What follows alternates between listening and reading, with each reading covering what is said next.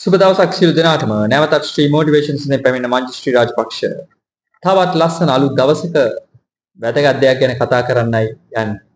විශේෂයෙන්ම අසාධාරණකම් රැසක් වෙන කාලයක් මේ කාලය. විශේෂයෙන්ම ළඟදී අපි දැක්කා ශ්‍රී ලංකන් වීල්චෙයාර් ක්‍රිකට් එක කියලා ඉවර වෙලා නිකන් නෝමල් ටීම් එකක් ගිහිල්ලා ලකුණු 32 රෝල් අවුට් වෙලා ලංකාවට පැමිණුණා. ඒත් එකම මේ දවස් 3-4කට පස්සේ ඒක දැනගන්න ලැබුණා තවත් සිද්ධියක්.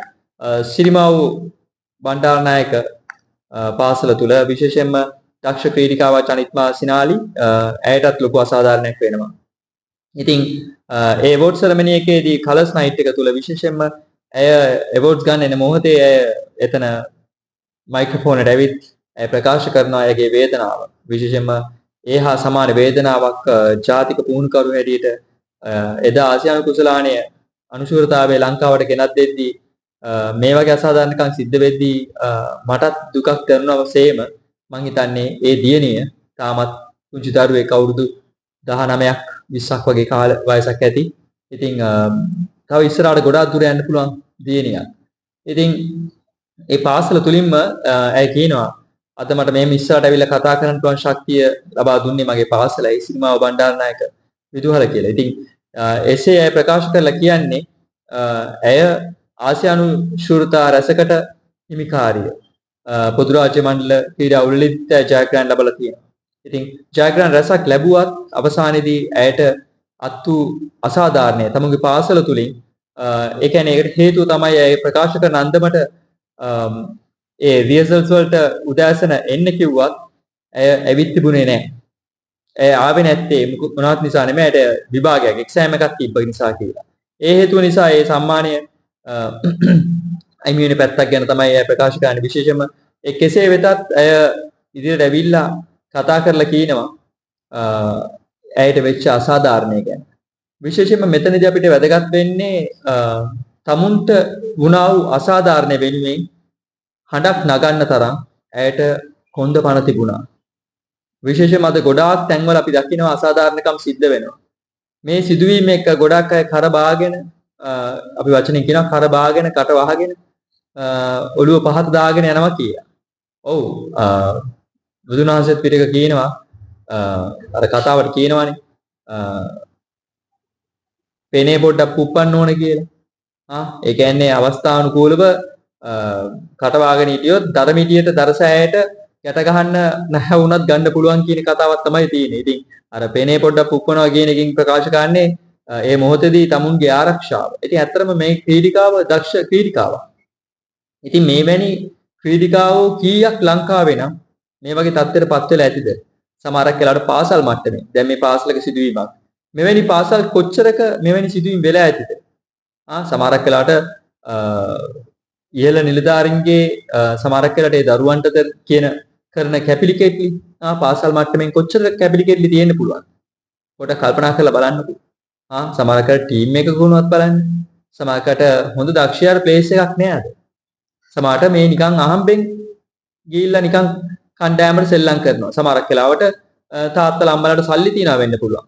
ඒ නිසා සමහරක් වෙලාවට කෝචස්ලාට සමහරකට යාන වාහන අරන් දුන්න අවස්ථාවල් තියෙනවා. මේ ශ්‍රී ලංකාව තුල.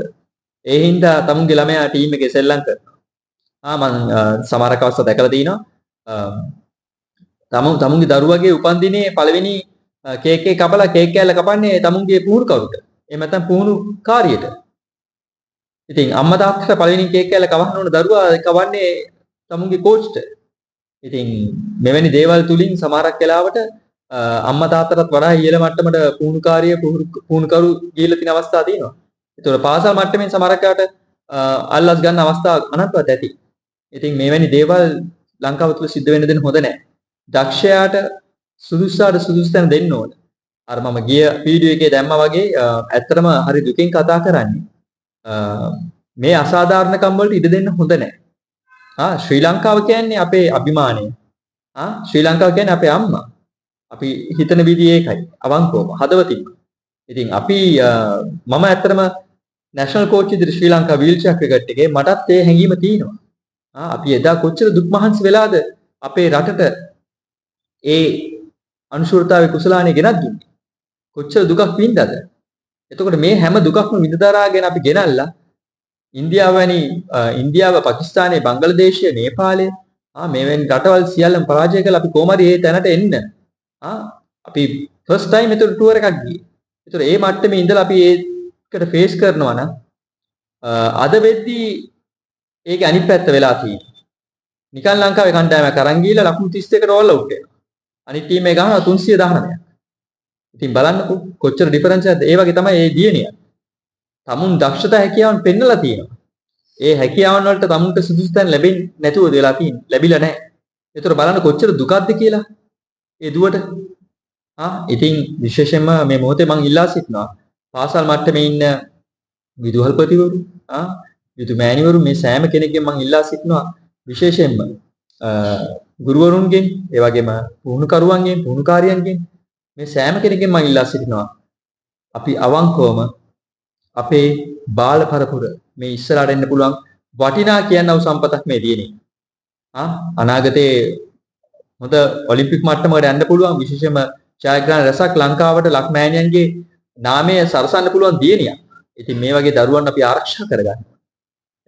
කලකිරීම, බිඳවැටීම, වේදනාවල් තුලින් ක්‍රීඩාව නතර කරපු දුවා දරුවෝ ලංකාවේ රැසක් සිටිනවා. ධනයට, බලයට, නිලයට වහල් වෙච්ච සමහරක් නිලධාරීන් නිසා අද අසරණ වෙච්ච ක්‍රීඩකයෝ, පුහුණුකරු අනන්තවත් ඇති. මම පුහුණුකරුවෙක් විදිහට අද ඇත්තටම දුක් වෙනවා.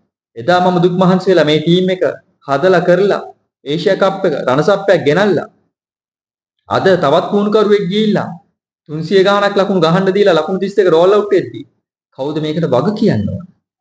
ඉතින් මේ සම්බන්ධව අනිවාර්යයෙන්ම බලධාරී නිලධාරීන් මේ මොහොතේ කටයුතු කරන්න ඕන. විශේෂයෙන් මේ දිනේගේ ප්‍රශ්නය වුණත් හරි අනිවාර්යයෙන්ම නිලධාරීන් මේ ගැන තමුන්ගේ අවධානය යොමු කරන්න ඕන. විශේෂයෙන් මේ වගේ දේවල් ලංකාව තුළ වෙන්න දෙන්න හොඳ නැහැ. ඔව් අවංකවම මොකද ළමුන්ගෙන් මොනාරි යම් හේතුවක් මත සමහරක් වෙලාවට අපි සමාවෙන්නේ මේ වචනේ කියනවාට පරිගැනීම් කරන්න අවශ්‍යතාවයක් නැහැ. මේ පරිගැනීම් කියන තැන විශේෂයෙන්ම අර කියනවා වෛරයෙන් වෛරේ නොසන්සිතේ. වෛරයෙන් වෛරේ නොසන්සිතේ. තමුන්ටත් තියෙන ඕන හිතක් පහළ වෙන්න ඕන.